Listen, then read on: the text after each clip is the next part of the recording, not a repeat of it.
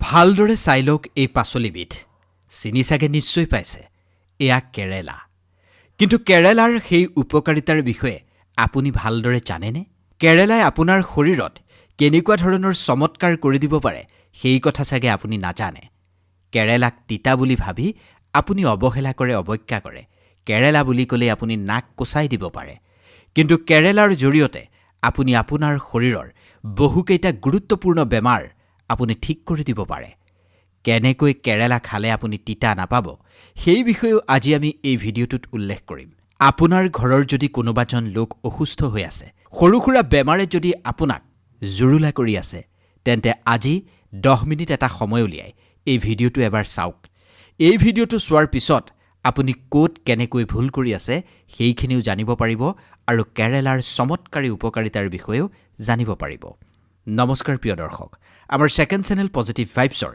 এটা নতুন ভিডিঅ'লৈ আপোনালোক সকলোকে স্বাগতম জনাইছো এই কেৰেলাৰ চমৎকাৰ বহুত পুৰুষসকলে এই ভিডিঅ'টো খুবেই গুৰুত্ব সহকাৰে চাব এই কেৰেলাৰ ভিতৰত যিখিনি পোষক তত্ত্ব থাকে এইখিনি অতি মূল্যৱান এই কেৰেলাৰ ভিতৰত ইমান বেছি আয়ুৰ্বেদিক লাভ আছে যিখিনি লাভৰ বিষয়ে জানিলে আপুনিও আচৰিত হ'ব কেৰেলাক আমি পাচলি বুলি কওঁ যদিও ইয়াক আপুনি ঔষধি বুলিও ক'ব পাৰে কাৰণ ইয়াৰ ইমান বেছি ঔষধি গুণ আছে যিখিনি বৰ্ণনা কৰি শেষ কৰিব নোৱাৰি কেৰেলাৰ পাত কেৰেলাৰ ফুল আৰু কেৰেলাৰ ফল এই গোটেইকেইটাই বহুকেইটা বেমাৰ ঠিক কৰাত মুখ্য ভূমিকা গ্ৰহণ কৰে বহু মানুহে ডায়েবেটিছ ঠিক কৰিবৰ কাৰণে সুগাৰক নিয়ন্ত্ৰণত ৰাখিবৰ কাৰণে কেৰেলাক ব্যৱহাৰ কৰে কেৰেলাৰ ভিতৰত এনেকুৱা কিছুমান পোষক তত্ত্ব আছে যিবোৰৰ কথা বহুতেই হয়তো নাজানে আজি আমি সেই কাৰণে এই ভিডিঅ'টোত কেৰেলাৰ বিষয়ে আপোনাক সকলো কথাই উল্লেখ কৰিম এই ভিডিঅ'টো চোৱাৰ পিছত আপুনি বজাৰত কেৰেলা দেখিলে কেতিয়াও এৰি থৈ নাহে কেৰেলা খালে কি লাভ হয় সেইখিনিৰ বিষয়েও আপুনি জানিব পাৰিব কোনটো বেমাৰ ঠিক কৰাৰ কাৰণে কেৰেলাৰ ৰামবানৰ দৰে কাম কৰে আৰু কেৰেলাৰ প্ৰয়োগ কেনেকৈ কৰিব লাগে সকলো এই ভিডিঅ'টোতেই পাব ভিডিঅ'টো কেৱল আধাখনীয়াকৈ নাচাব সম্পূৰ্ণ জ্ঞান পাবৰ কাৰণে আপুনি ভিডিঅ'টো শেষলৈকে চাব বুলি আমি অনুৰোধ কৰিছোঁ এই কেৰেলাৰ স্বাদ একেবাৰে তিতা কাৰণে এই কেৰেলা বহুতেই নাখায় যিসকলৰ চুগাৰৰ প্ৰব্লেম আছে যিসকল ডায়েবেটিছ ৰোগী তেওঁলোকৰ কাৰণে কেৰেলাটো ৰামবানৰ দৰে ডায়েবেটিছ ৰোগীসকলে কেৰেলাৰ ৰস মানে কেৰেলাৰ জুচটো বা কেৰেলা পাচলিৰ ৰূপত নিশ্চিতভাৱে খোৱাটো জৰুৰী কেৰেলাই মানুহৰ পাচনতন্ত্ৰৰ সমস্যাবোৰ দূৰ কৰে পাচনতন্ত্ৰ শক্তিশালী কৰাত কেৰেলাৰ মুখ্য ভূমিকা আছে যিসকলৰ ভোক কমকৈ লাগে তেওঁলোকে কেৰেলা খাবলৈ লওক ভোক যে কমকৈ লাগে এই সমস্যাটোৰ পৰা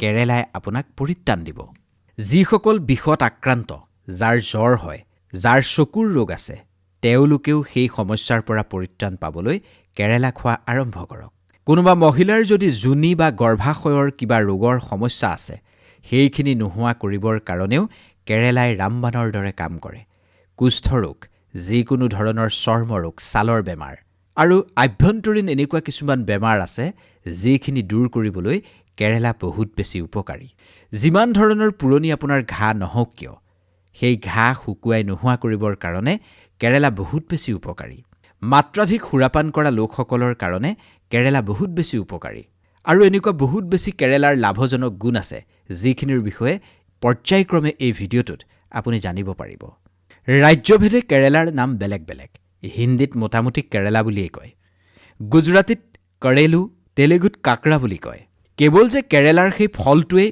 আপোনাৰ কাৰণে উপকাৰী তেনেকুৱা নহয় গোটেই গছজোপাৰ পাত আৰু তাৰ ফুল যথেষ্ট উপকাৰী মানুহৰ কাৰণে প্ৰথম উপায়টোৱে মহিলাসকলৰ কাৰণে যিসকল মহিলাৰ চুলিবোৰ ডেম্প হৈ গৈছে চুলিৰ সমস্যাত যিসকল মহিলাই ভুগি আছে সেইখিনি ঠিক কৰিবৰ কাৰণে কেৰেলা গছৰ পাত ব্যৱহাৰ কৰিব পাৰে তাৰ কাৰণে কি কৰিব লাগিব কেৰেলাৰ পাত আপুনি ছিঙি আনক সেই পাতখিনি আপুনি ধুনীয়াকৈ পটাত পিহি লওক সেই পাতখিনিৰ পৰা আপুনি যিখিনি ৰস উলিয়াব সেই ৰসখিনি আপুনি আপোনাৰ চুলিৰ গুৰিত লগোৱা আৰম্ভ কৰক আপোনাৰ চুলিত থকা ডেণ্ড্ৰাফ বা চুলিৰ যি ডেম হৈ যোৱাৰ সমস্যা এই সমস্যা নিশ্চিতভাৱে তেতিয়া দূৰ হ'ব ডেণ্ড্ৰাফ মানে উফি নোহোৱা কৰিবৰ কাৰণে এই উপায়টো বহুত বেছি চমৎকাৰী ইয়াৰ পৰা অধিক লাভ অৰ্জন কৰিবৰ কাৰণে কেৰেলা গছৰ পাতৰ ৰসৰ সৈতে সামান্য পৰিমাণৰ বিশুদ্ধ হালধি মিহলাই ডেণ্ডাৰ্ফ মানে উফি হোৱা স্থানত যদি আপুনি লগায়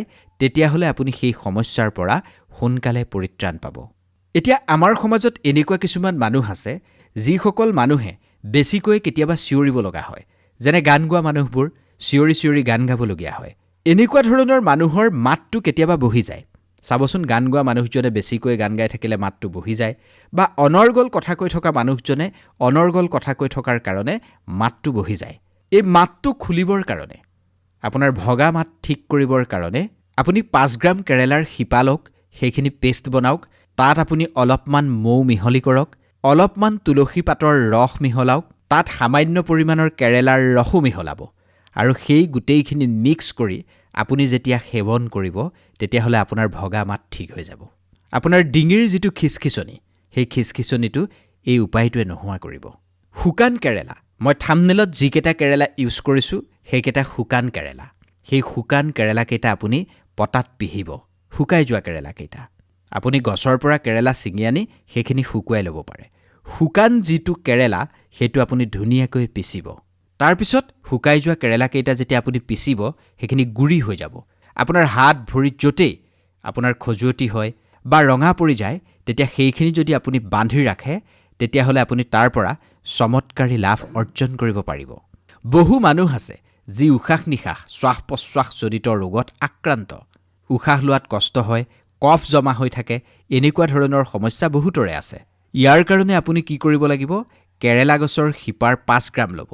সেই 5 গ্ৰাম আপুনি পেষ্ট বনাব, আৰু তাত আপুনি মৌ মিহলাব, তাত আপুনি 5 ml তুলসীৰ ৰস মিহলাব, আৰু সেইখিনি যদি আপুনি সেৱন কৰে তেতিয়াহ'লে আপুনি শ্বাস প্ৰশ্বাসজনিত ৰোগৰ পৰা কিছু পৰিত্ৰাণ পাব। সেয়া লাগিলে কফেই হওক বা আপোনাৰ উশাহজনিত সমস্যাই হওক।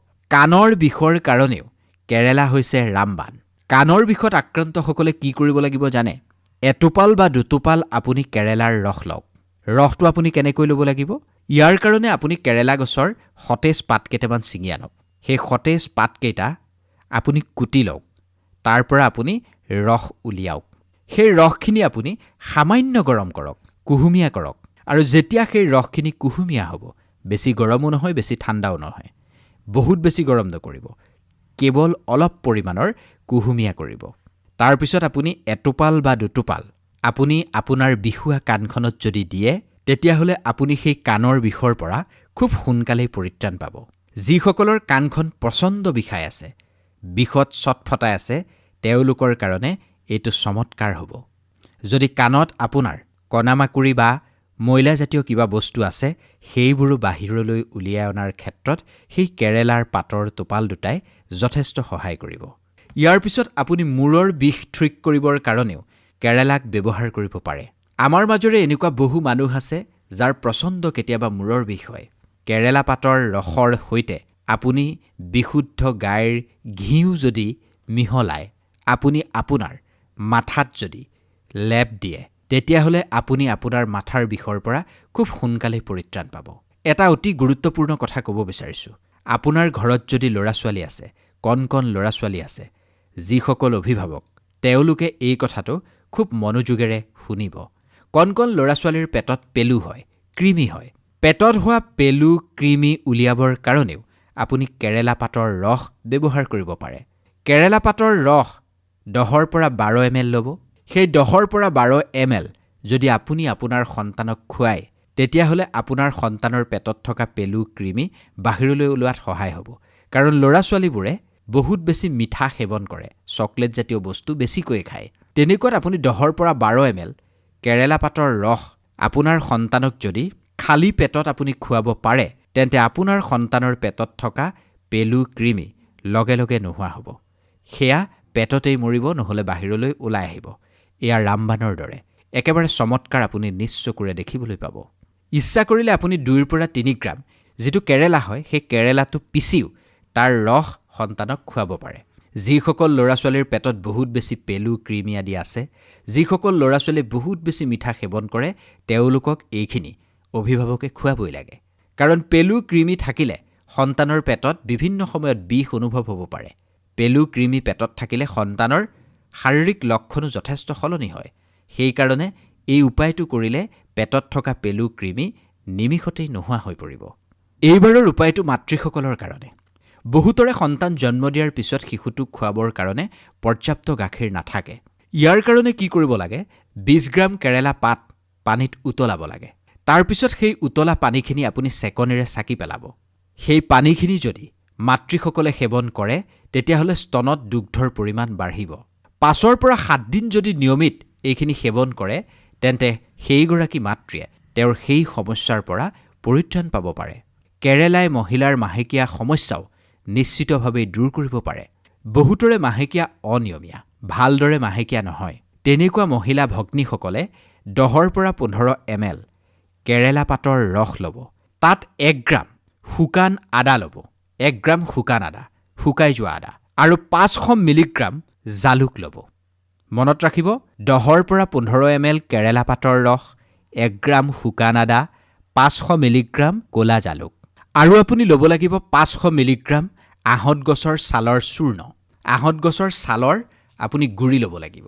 এই সকলোখিনি মিক্স কৰি আপুনি দিনটোত 3 বাৰ যদি সেৱন কৰিব পাৰে তেতিয়াহ'লে মাহেকীয়া সমস্যা বহু পৰিমাণে নোহোৱা হয়। যিসকলৰ মাহেকীয়া সমস্যা বন্ধ হৈ আছে তেওঁলোকৰো মাহেকীয়া সমস্যা আৰম্ভ হৈ যাব বুলি কোৱা হৈছে। কেৰেলাৰ প্ৰয়োগৰ জৰিয়তে আপুনি আপোনাৰ শৰীৰৰ বিভিন্ন খজুৱতি ঠিক কৰিব পাৰে। চৰ্মৰোগ ঠিক কৰাৰ ক্ষেত্ৰত কেৰেলা অতি উত্তম। কেৰেলা পাত আপুনি ছিঙি আনিব, সেইখিনি পটাত খুব ধুনীয়াকৈ পিচি ল'ব। পিছাৰ পিছত আপুনি অকণমান নেমু ল'ব। নেমুৰ ৰস সেইখিনিৰ সৈতে মিক্স কৰিব। তাৰপিছত আপুনি লেপ দিব পৰাকৈ সেইখিনি পেষ্ট বনাব। সেই গাঢ় পেষ্টখিনি যিটো স্থানতে আপোনাৰ দাগ, খজুৱতি, চিৰচিছ আদি সমস্যা হৈছে সেইখিনি আপুনি লেপি দিব। যেনেকুৱা ধৰণৰে চৰ্মৰোগ নহয়, কমচে কম আপুনি যদি 7 দিন এনেদৰে প্ৰয়োগ কৰে আপোনাৰ ঠিক হ'বই হ'ব। আপুনি 4-5 দিনেই এইখিনি কৰিব। ইচ্ছা কৰিলে আপুনি এদিনত 2 বাৰো এনেকৈ লগাব পাৰে, ৰাতিপুৱা এবাৰ, সন্ধিয়া এবাৰ। সেই 5 পৰা 7 দিনৰ ভিতৰতেই আপোনাৰ যেনেকুৱা ধৰণৰ চৰ্মৰোগেই নহয় এইখিনি নিশ্চিতভাৱেই ঠিক হ'ব। বাৰিষাৰ কালছোৱাত ঠাণ্ডাৰ দিনতো এতিয়া ভাইৰেল ফিভাৰ হয়। এতিয়া প্ৰচণ্ড ঠাণ্ডাত বহু মানুহৰ ভাইৰেল ফিভাৰ হৈছে, জ্বৰ হৈছে, পানী লগা হৈছে, কাহ হৈছে। এই সকলোখিনি আপুনি নোহোৱা কৰিবৰ কাৰণেও বা এই সমস্যাবোৰৰ পৰা পৰিত্ৰাণ পাবৰ কাৰণেও এই কেৰেলাৰ প্ৰয়োগ কৰিব পাৰে। তাৰ কাৰণে 10 পৰা 15 ml ইয়াৰ ৰস ল'ব লাগিব। 10 পৰা 15 ml এই কেৰেলাৰ ৰসৰ লগত 10 পৰা 15 ml আপুনি জিৰা পাউডাৰ মিহলি কৰক আৰু দিনটোত আপুনি সেইখিনি 3 বাৰ সেৱন কৰক। আপোনাৰ শৰীৰৰ যি জ্বৰ, ঠাণ্ডাৰ কাৰণে আপোনাক যেনেদৰে বেমাৰে আক্ৰমণ কৰিছিল সেই সকলোবোৰ লাহে লাহে ঠিক হৈ যাব। তলুৱাৰ জ্বলন পূৰণ ঠিক কৰিবৰ কাৰণেও এই কেৰেলা ব্যৱহাৰ কৰা হয়। বহু মানুহৰ তলুৱাবোৰ জ্বলন পূৰণ হয়, ভৰিখন পেলাব নোৱাৰে। সেইসকল মানুহেও কেৰেলা পাতৰ ৰস তলুৱাত লগাব পাৰে। কেৰেলা পাতৰ ৰস তলুৱাত লগালে এই জ্বলন পূৰণৰ পৰা বহু পৰিমাণে আৰাম পোৱা যায়। কেনেকৈ লগাব? প্ৰথমে কেৰেলাৰ পাত আপুনি ছিঙি আনিব, সেইখিনি আপুনি পটাত পিচিব। তাৰপিছত সেই পেষ্টখিনি আপুনি আপোনাৰ ভৰিৰ তলুৱাত লগাওক। নিশ্চিতভাৱে এই সমস্যাৰ পৰা আপুনি পৰিত্ৰাণ পাব পাৰিব। কেৰেলা যদি আপুনি নিয়মিত সেৱন কৰি থাকে তেন্তে কেৰেলাৰ ভিতৰত এনেকুৱা কিছুমান পোষক তত্ত্ব আছে যিবোৰে আপোনাক বেমাৰৰ সৈতে যুঁজ দিয়াত যথেষ্ট সহায় কৰে। কেৰেলা খালে আপোনাৰ ৰোগ প্ৰতিৰোধ ক্ষমতা নিশ্চিতভাৱে বাঢ়িব। যিসকল দীঘলীয়া সময় ধৰি ডায়েবেটিছত আক্ৰান্ত, ছুগাৰৰ সমস্যাৰ সৈতে যিসকলে দীৰ্ঘদিনে যুঁজি আছে তেওঁলোকক এটা পৰামৰ্শ আগবঢ়াব বিচাৰিছোঁ। ডেইলি এটা কেৰেলাৰ সতেজ ৰস সেৱন কৰাটো ইমান সম্ভৱ নহয়। তাৰ কাৰণে আপুনি কেৰেলাটো ল'ব, সেই কেৰেলাটো আপুনি শুকুৱাই লওক। ৰ'দত আপুনি শুকুৱাই ল'ব। কেইটামান কেৰেলা আপুনি ৰ'দত শুকুৱাই লওক। শুকাই যোৱাৰ পিছত কমচে কম 10 পৰা 5 গ্ৰাম আপুনি ল'ব। মানে আপুনি 5 গ্ৰামেৰে আৰম্ভ কৰিব। শুকাই যোৱা কেৰেলাটো আপুনি গুড়ি কৰিব, মিক্সাৰ গ্ৰাইণ্ডাৰত দি গুড়ি কৰি ল'ব। আৰু আপুনি তাৰপিছত এগিলাচ পানীত 10 পৰা 5 গ্ৰাম সেই কেৰেলাৰ চূৰ্ণ মানে পাউডাৰখিনি আপুনি মিক্স কৰিব আৰু সেইখিনি আপুনি তেনেকৈ সেৱন কৰিব।